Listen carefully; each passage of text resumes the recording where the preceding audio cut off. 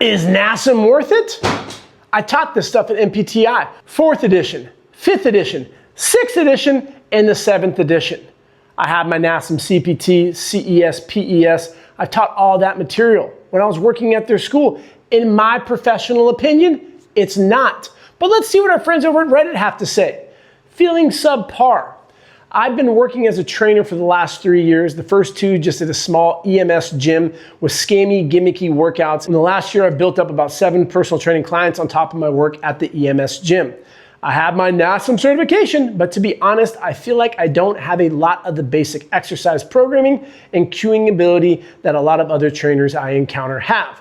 I started using AI to come up with exercise programs and suggestions in response to client requests. And it's made my clients enjoy their workouts more, see more value, and allow me to raise my prices. I feel like more of a designated Googler than a skilled professional though, and I'm going through some imposter syndrome. Does anyone else use AI to create workout plans? See any value there, or do you guys think it's a cop-out? That's what the internet is filled with. People talking about NASM, ACE, ISSA, but if you go to their page, it's the gold standard. Most trainers do the same thing. They read a book and they have no idea how to train the human body. They barely understand themselves, the N1. I have a 6-pack, therefore I can get anyone a 6-pack. And then John walks in with a hip issue, knee pain, shoulder issues, and you go, well, my textbook didn't teach me that. Let's just walk backwards on a treadmill. That's gonna cure your knee pain. This isn't a knock to these associations. But people do not do their research. There's no critical thought. I did my research. Do you know who owns these companies? NASM, owned by Ascend Learning, $1 billion company who's owned by their parent company, Blackstone. Maybe you've heard of them before. $1 trillion assets under management. What about ISSA? Another profit organization owned by Tailwind Capital, $1 billion company. So what they can do is market to the masses. And if you go, how to become a personal trainer on the Google machine, guess what pops up? First ad, you click on it, it says gold standard. Accepted at all these gyms, you're gonna become the best trainer in the world in 4 weeks. Any other professional, physical therapists, RDs, they have to go to school for numerous years, internships, learning from actual people, not freaking AI Claire, and then they observe, and then they do it. Monkey see, monkey do. And they go out there and it's a respected profession. Personal trainers, on the other hand, read a book, but do you think the average trainer actually reads all 800 pages? The average person doesn't read a book a year. Now you expect them to read an 800-page textbook? No, they go to the Google machine, how to pass NASM. Quizlet or some guy who's telling you, oh, this is how you pass NASM. I help people pass NASM because I taught this stuff for 10 years. It's super easy. It is the easiest textbook certification out there, hands down. It's a multiple choice test. That's what blows my mind. The critical thought of today. I want to become a fitness trainer. I'm in the gym moving around. I want to work with actual people, but I want to read a book. 1 + 1 does not equal 30. We don't have the common sense to recognize that the entry into this industry is way down here. So then people get frustrated and they complain. Imposter syndrome. Is it really imposter syndrome? You just don't know what the hell you're doing. But that's not a knock to you. Our industry doesn't set you up for success. You talk to a trainer who has survivorship bias, meaning I took ACE, therefore that's what you should do. But we don't realize that there is a hierarchy.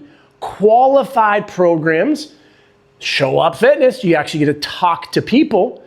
You get to learn programming, the skills that are required for the profession. We have RDs teaching.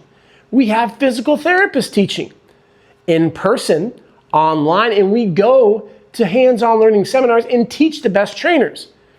Hands-on. Therefore, you're set up for success. MPTI is a great program where I used to teach, but they kind of geared more into that NASM route. That's why I left.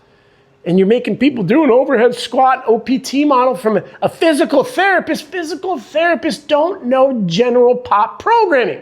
Strength coaches do. That's what you learn when you go through college. And you get a degree in kinesiology and you understand programming, undulating periodization, Eastern versus Western block periodization. A therapist doesn't learn that in school. They're teaching you models for rehab, prehab. But I got my corrective exercise certification. You haven't worked with anybody. Textbook certifications may get you a job. And I give this young buck credit because he stuck around. I'm saying young buck because mostly people on Reddit, they're younger, living with their parents. They can be making $1,000 or $2,000 a month and survive on that for numerous years. But the average person, if you want to make this into a career, you read a book and you don't make it. 90% of trainers quit within the first year. It makes perfect sense. You don't know how to train. What internship have you been to? What hands-on learning courses? Who's your mentor? You want programs that are backed based off of science, like ACSM, that's a great certification. NSCA. They don't have the hands-on learning, but the material is sound. These are the fast food certifications, super easy to get, and I love the advertisements because they're just toying with you. They don't think you're smart. This is just my opinion, but look at the ads. Really look at the ads and how they're marketing to you. We're the best. We're the gold standard. All of them say that, but it's a book, and you can pass it in as quick as 3 to 4 weeks online. It's a multiple choice test. Your client comes in and they have upper cross syndrome. What muscle's overactive? Latissimus dorsi. If you ever said that to an actual client, they would never sign up with you. And that's where trainers struggle today. The business side of the equation. We have this illusion that we're going to read a book and then we're going to become a millionaire. I saw Fred on his Instagram and he has 200,000 followers and he made 200,000 last month. Did he? Did he really? Because I've known trainers in the game for 20 years and they're pulling in 20, 25,000. That's a respectable amount. 20 years of training. You think reading a textbook and taking a test is going to get you there? This is a joke, by the way. You can tell I'm not that jacked up. AI is amazing if you use it as a tool, but AI is not the tool for your success. This is a joke identifying the fall of personal trainers. This image of me all jacked up over here with the belt buckle. I don't have it today, sorry. But this is a joke because trainers, just like that, they're using it for their success. But it should be a role reversal. A trainer who uses AI as a tool, but the trainer is the tool. Just like a master craftsman, the tool belt doesn't make them who they are. Their skilled craft does. Their learnings under proper supervision does. So I really feel for trainers because textbooks do not address the actual trade, the technical side. As he was saying, how to cue. You don't know how to cue people? That's our whole entire job every single day. Back straight, don't do this, drive through your knees, make sure to go through your heels, big toe, little toe, heel on the ground at all times. Knowing how to cue that. People skills. You're not going to read that in a book.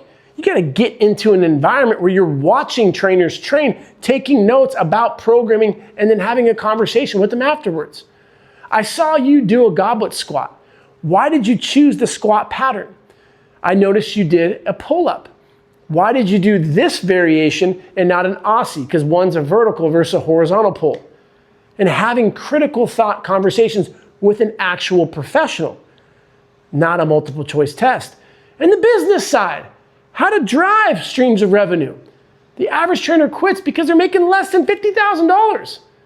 Makes sense. You read a book. You want to make $100,000 plus per year, $10,000 per month, and you read a book? I cannot say this enough. It blows my freaking mind. It pisses me off. Personal trainers. You have to engage with people. You need to know how to work with that body, the human body, not your own. This is how you do a hinge. Client does this. Well, how the heck do I teach that? We're just not going to do that. We're going to come over here and do a leg press. You're not given the tools for success. So when you go through a program, it takes time, energy, reps. I got my degree in kinesiology, internships with physical therapists, cardiac rehab, in the trenches, learning from the best. After 6+ years of learning, then I went out there and started training.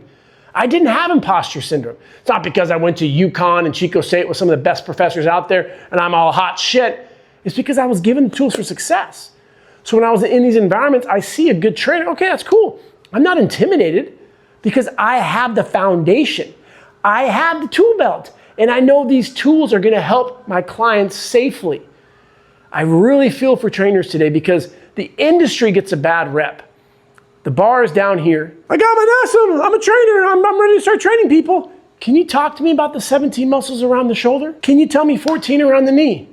What's the difference between the ACL and the PCL? What are the rotator cuff muscles? Kappa. There's 4 of them. Supraspinatus, infraspinatus, teres minor, subscapularis. What is their main job? To stabilize the glenohumeral joint. Your clients don't care about that. That's not important. I see people all the time online. Can you speak English? I don't understand what you said. What is ER? You don't have the foundation. But for physical therapists, interview 100 of them. What are the rotator cuff muscles? Okay, these are the 4, and they also, the subscapularis works with internal rotation. They will keep on going off because that's what they learned in school. You have to know that before you get into the trenches and watch your professors working with clients during that didactic internship. Physical therapists, respected. In rehab, prehab, don't even get me started on exercise programming. That's a whole different story. They're respected. Trainers were not, because we're training our clients in tank tops and we're sweating and we don't have a plan of attack for their success. We just annihilate them. We don't even assess them or do blood pressure. You don't sit down, see if you need to refer out to your team physical therapist or RD because you don't have one on your team. And then that person looks at us as, you guys aren't professional. You know what the hell you're doing. The sphere of the personal training industry is based on people coming in, reading a book, and regurgitating their anecdotes. I have giant biceps. Here's what I did. Here's the scientific method. That's not how it works, but we settle for statistics such as closing 25% of your assessments. How is that possible? Someone is in front of you and they want your help. 10 people you sit down with and 2 to 3 sign up. You don't have the confidence in your product. You can't confidently say, this is $150 per hour. If you want to work with me for this month, it's going to be $2,000. Oh, by the way, I also do nutrition coaching, which is an additional $500 per month. I have an RD and you get to work with them. Nope, trainers don't do that. They get their PN1 or their NASM CNC because I got a bundle. Yay! Can't wait to put all these acronyms in my bio to make me feel important. I feel important, but you're not competent. I'm not knocking you. I'm not saying you're a pile of shit or a dumbass. I'm saying the industry is not competent. And if you don't want to be like everyone else, you can't do what they're doing. You want to make this into a career, you have to be different. Interview trainers. Go to Reddit. Who in here is a personal trainer? I would love to learn your path. What did you find successful? What courses did you find beneficial? What books are you currently reading? Who's your mentor? Can I hop on a quick little Zoom with you? Don't just go off of the avatar, Frank 1328 with a freaking little robot on there. Have an actual conversation. I'd be more than happy to pay your hourly rate. I'd be more than happy to send you a gift card. I want to become a successful personal trainer. Maybe that's why I wrote the book, How to Become a Successful Personal Trainer. Interviewing the best. What do? Background in kinesiology or movement. They have internships. Hands-on learning. They are in the trenches learning hands-on. Not checking off the next specialty textbook that you take a test online and you get a bunch of CEUs. Is NASM legit? Of course. National Academy of Spectacular Marketing. National Academy of Shitty Medicine. National Academy of Sports Medicine. They are a company that can get you a piece of paper and you may be able to get a job. You may get that interview. But then what the person's going to do is they're going to say, design a program. Or my favorite when I talk to managers, go out there, talk to a client, train them for an hour, come back and we'll have a discussion. I got to sell? I got to talk to people? I thought I would just start making $10,000 a month and you just give me clients and I know what I'm doing. It doesn't happen like that. As a trainer of 20 years, I'm frustrated because our career is not respected. These textbook certifications don't set you up for success, in my opinion. I don't want to get sued by these companies. I'm not throwing shade at them. I'm saying that they're making a boatload of money off of your ignorance because you're not truly doing your research. Any other profession that's respected, you got to work up the ladder. You start by watching people do what you will be doing. That's what an internship is. It's not just, oh, you want to be a contractor? Read this little book and go out there and start building houses. Okay, go up to someone and say, hey, I'm a general contractor. First person, can I build you a house? Hey, let me take a look at your resume. I don't have one. Do I use brick? Do I use cement? What do I do? You don't have a team? You don't have an electrician? You don't have a website? You don't have a portfolio? Would never work anywhere else. If you want to become a successful personal trainer, you cannot do what everyone else is doing.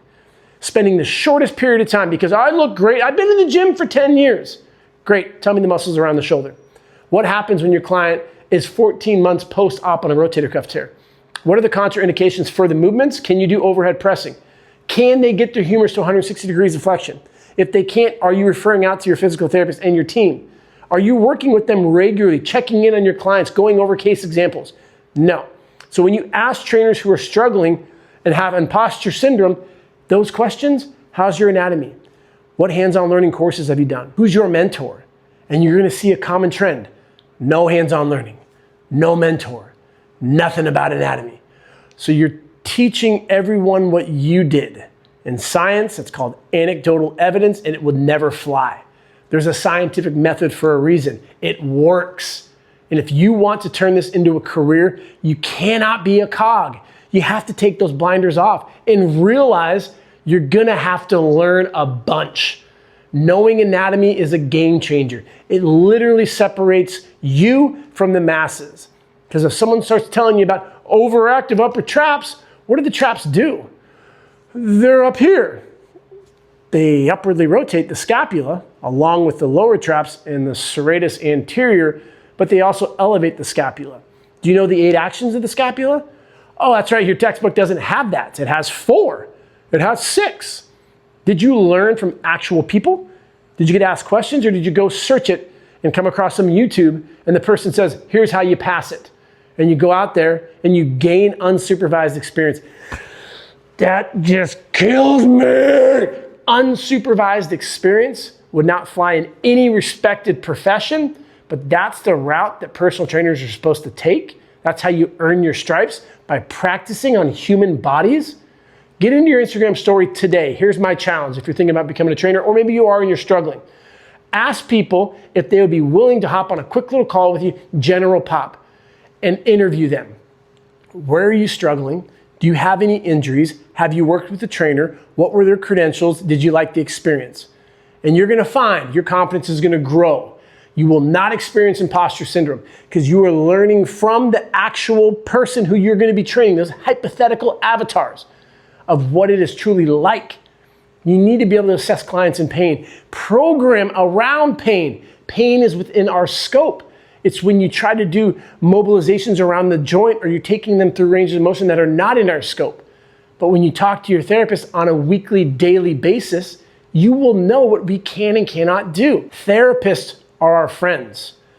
Dietitians are our friends. If you like Eastern medicine, nutritional holistic coach, they're our friends.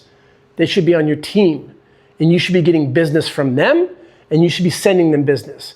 When in doubt, refer out. I've taught over 600 trainers at Lifetime and Equinox in the last couple of years when we do our hands-on learning seminars. And the questions I always ask people: shoulder anatomy, knee anatomy. Trainers don't know. Therapist, RD, who's on your team? They don't have them. How many streams of revenue do you have? They have 1. Competent coaches have streams of revenue, 60% stream 1, 30% stream 2, 10% stream 3. So you have a nice, happy medium where you get to do what you love to do, which is to serve our clientele safely, but you have options and you make this enjoyable, because at the end of the day, we do this to help people. And trainers who come in through a textbook, they're not optimally prepared to help people. So is NASM worth it? Depends. In my opinion, it's not, because it's a textbook. AI Claire isn't going to set you up for success. Certifications that allow for you to engage with actual professionals who you can ask questions to daily and weekly and monthly, go out there with a case study, come back, have interactions, and actually learn how to program and why that cueing that you used didn't work, and to think about maybe having this exercise in your back pocket in case that exercise didn't work well because you're programming off of movement patterns. That's what sets you up for success. We're here for you. We've certified thousands of trainers. If you can't get a refund for NASM or ACE or ISA, whatever it is, pass it. Get it over with. You don't have to, but get it over with and then get into a program where you can ask questions and you can level up your skills, because this is the most rewarding career ever. I wouldn't want to be anywhere else, and that's exactly why I'm teaching this and helping you, because I'm just being honest. If you got a textbook certification, a year from now, you're not going to be training. If that's all you do, if you think that you can pass that test and then go out there and start training people without supervision, you're going to fail. I've seen it time and time and time again. Go to Reddit, go to Facebook groups, and just look at the Discord and the frustration that trainers have, trainers and influencers have. It's because they didn't do it under supervision. They don't have hands-on learning. And they're ultimately frustrated because they were led astray. Don't be a cog in the system. Level up your thinking, read more books, interview people, listen to better podcasts from people who are actually trainers. Not trainers 20 years ago, I used to work at 24, now I got a popular podcast, this is how you train. 20 years ago, who are you currently working with? Don't waste thousands of dollars on mentorships. Work with actual people, go out there and do it, come back, get a report, and then constantly improve. You can do this, I believe in you, and remember, big biceps are better than small ones, and keep showing up.